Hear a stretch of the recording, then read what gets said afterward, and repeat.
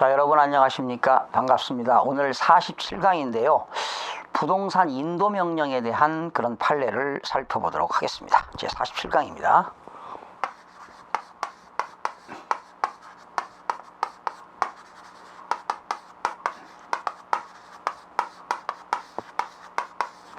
자, 이것도 재밌는 판례가 되겠는데요. 페이지 486쪽입니다. 유치권하고 관련 있는 문제가 되겠어요.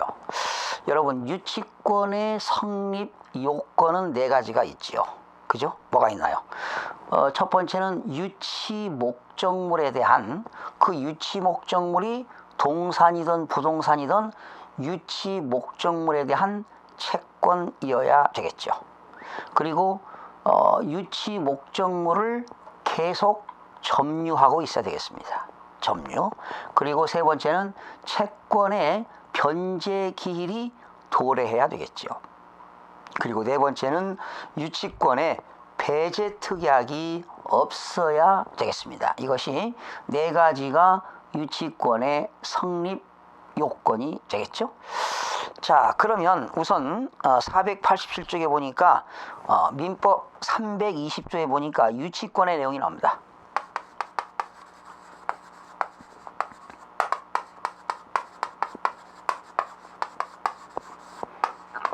유치권의 내용이 나오는데요. 1항 볼까요?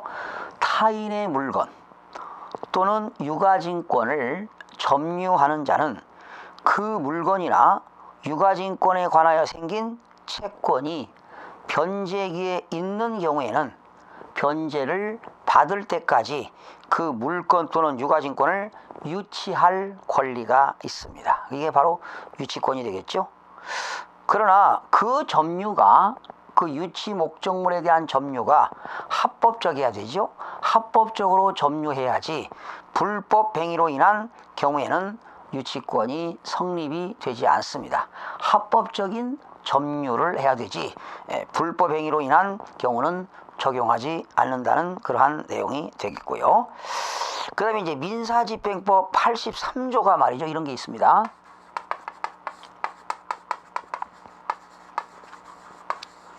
민사집행법 83조가 경매 개시 결정입니다.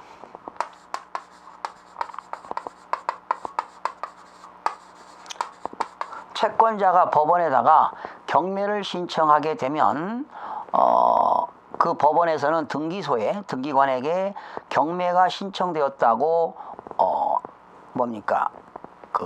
촉탁을 하게 되면 등기부 갑구에 임의경매 개시결정, 강제경매 개시결정 기입등기가 되게 되면 압류 효력이 발생한다는 거 알고 계시죠? 자, 83조입니다.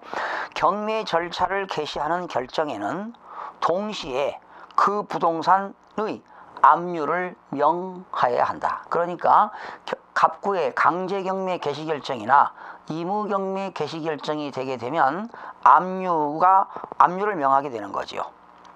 압류는 부동산에 대한 채무자의 관리 이용에는 영향을 미치지 않는다.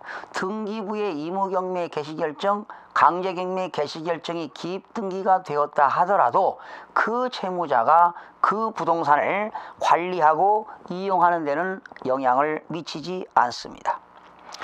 3항 경매 절차를 개시하는 결정을 한 뒤에는 법원은 직권으로 이해관계인의 신청에 따라 부동산에 대한 침해 행위를 방지하기 위하여 필요한 조치를 할 수가 있습니다. 여러분, 이렇게 그 소유자인 채무자는 그 부동산에 대해서 침해 행위를 해서는 안 되겠죠. 압류는 채무자에게 그 결정이 송달될 때, 채무자에게 임의경매 개시결정이 되었다고 송달될 때, 또는 등기가 될 때 바로 효력이 생기게 되는 겁니다. 채무자에게 송달될 때, 등기가 될 때 압류 효력이 발생한다. 강제 경매 신청을 기각하거나 각하하는 재판에 대해서는 역시 즉시 항고할 수가 있겠습니다. 이런 내용들이 되겠습니다. 자, 그 다음에 이제 91조는 인수지위와 잉여주의 선택 나와 있는데요. 저기 5항 한번 보실까요? 5항. 유치권에 대한 매수인은 낙찰받은 매수인은 유치권자에게 유치권으로 하는 담보하는 채권을 변제할 책임이 있다. 그쵸? 낙찰받은 매수인은 유치권자에게 채권을 유치권자 받을 채권을 변제할 책임이 있다. 그러니까 결과적으로 유치권이 성립이 된다면 낙찰받은 매수인이 인수를 해야 된다는 내용이 되겠습니다. 자, 그림으로 한번 살펴볼까요?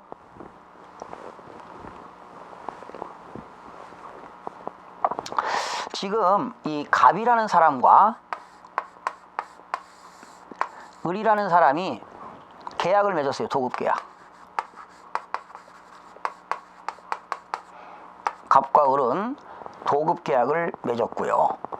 이때 갑과 을이 이제 계약을 맺었는데 이때 병이라는 사람이 있습니다.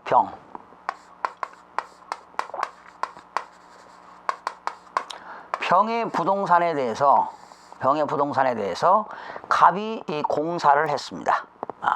갑이 공사를 했습니다. 1공사. 그러면 공사한 것만큼 을하고 계약을 맺고 갑이 공사를 했으니까 갑은 을에게 받아야 할 채권이 발생하겠죠? 그죠?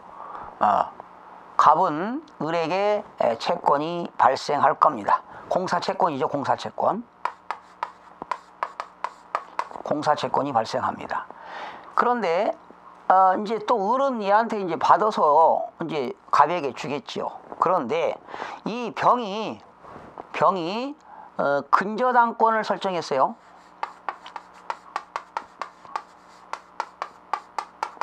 근저당권 설정해가지고 이 채무를 이행하지 못하니까 이 병의 부동산이 의무경매가 나와 있습니다. 경매가 나와가지고 이걸 누가 낙찰받았느냐? 정이 낙찰받았어요. 병의 부동산을 정이 낙찰을 받아가지고 이때 정이 소유권을 취득했습니다. 정이 소유권을 취득했죠. 그런데 이때 이 정은 갑을병정 무라는 사람하고 교환 계약을 맺었습니다. 교환 계약. 매매 계약이 아니라 교환 계약. 정이 가지고 있는 물건하고 무가 가지고 있는 물건을 서로 교환 계약을 했습니다. 그러면 결과적으로 지금 정이 낙찰받은 물건을 지금 누가 가지고 있나요? 그죠? 정의 물건을 지금 무가 가지고 있다고요. 그죠? 무가 가지고 있습니다. 그런데 이때 무가 가지고 있는 것을 다시 갑이라는 사람이 무에 대해서 이공사를 시작했습니다.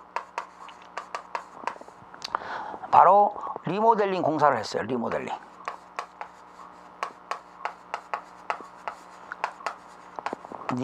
공사를 했다고요. 그러면 역시 이 갑이라는 사람은 무에게 지금 당연히 공사 채권이 있겠죠. 그죠?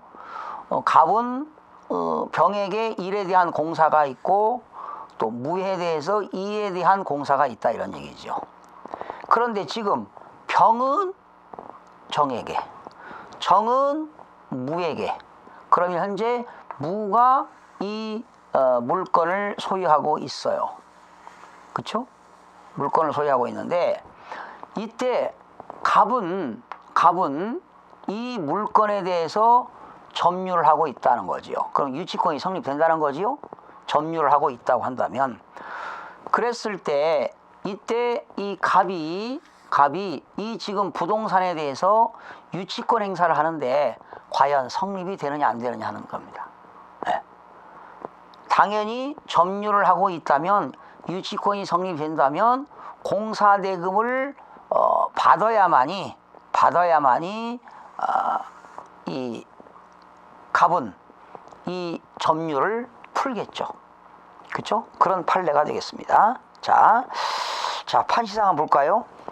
486쪽입니다.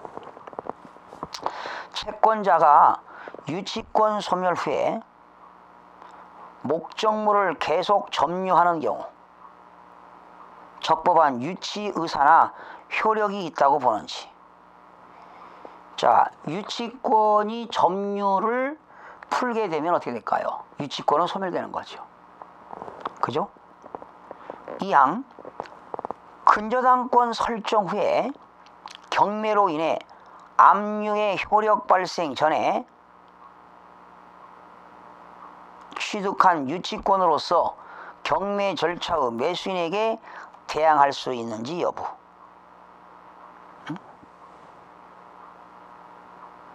압류 효력이 그러니까 임의경매 개시결정 기입 등기 전에 취득한 유치권으로서 경매 절차의 매수인에게 대항할 수 있는지. 당연히 유치권자는 경매 개시결정 기입 등기 전부터 계속 점유하고 또 공사대금을 받을 채권이 변제기에 도래해야만이 성립 요건이 되는 겁니다.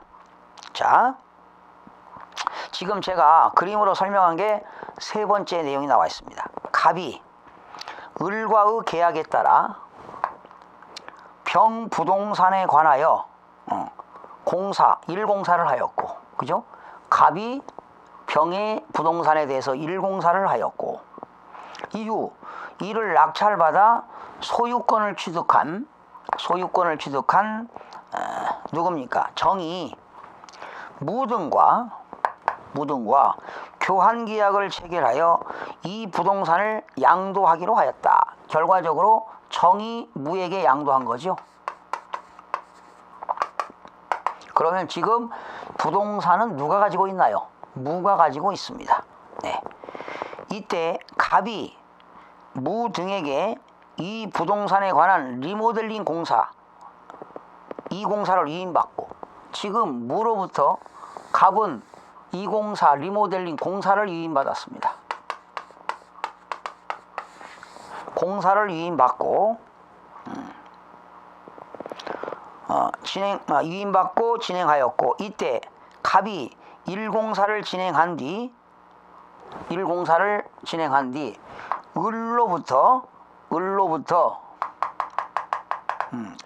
을한테 지급하지 못한 공사대금 채권과 이 공사로 인한 공사대금 채권 내지 부동산 가치 증가로 인한 비용 상환 청구권에 기하여 유치권을 행사한 사안입니다.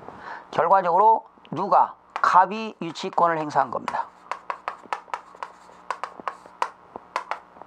갑이 유치권을 행사한 사안에서 갑이 기은행의 근저당권 설정 후이긴 하나 경매 절차가 개시되기 전에, 그러니까 병이 강제경매 개시결정 기입 등기 전에 적법하게 유치권을 취득했습니다.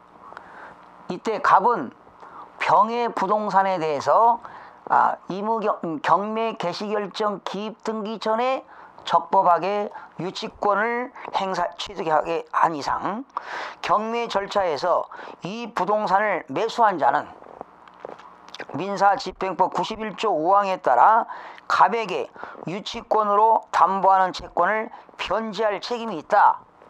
즉 얘한테 변제할 책임이 있다는 거죠. 담보하는 채권을 변제할 책임이 있고, 갑이 주장하는 유치권 발생의 원인이 된 이 공사를 통해 실제로 부동산 객관적 가치가 상당한 정도로 상승하였다면 갑에게 이와 같은 유치권 행사를 인정한다고 하여 담보권자의 이익을 부당하게 해하거나 적정한 경매 절차의 진행이 위법하게 방해된다고 볼 수는 없다고 한다는 그런 판례가 되겠습니다. 결과적으로 이 갑은 유치권 행사를 충분히 할 수 있고, 이때 이 무는 이 일공사와 당연히 이 공사는 물론이거니와 일공사에서 일부 변제받지 못한 것까지도 역시 유치권에 대해서 공사대금을 갚아야 될 그러한 판례가 되겠습니다. 결과적으로 갑은 이 부동산에 대해서 유치 목적물을 점유하고 있기 때문에 유치권이 합법적으로 성립이 되기 때문에 공사대금을 받아야만이 그 부동산을 인도하겠다는 그러한 판례가 되겠습니다. 이렇게 해서 이 시간에 유치권에 관련된 부동산 인도명령 판례에 대해서 살펴봤습니다. 여러분 또 다음 시간에 찾아뵙겠습니다. 수고하셨습니다.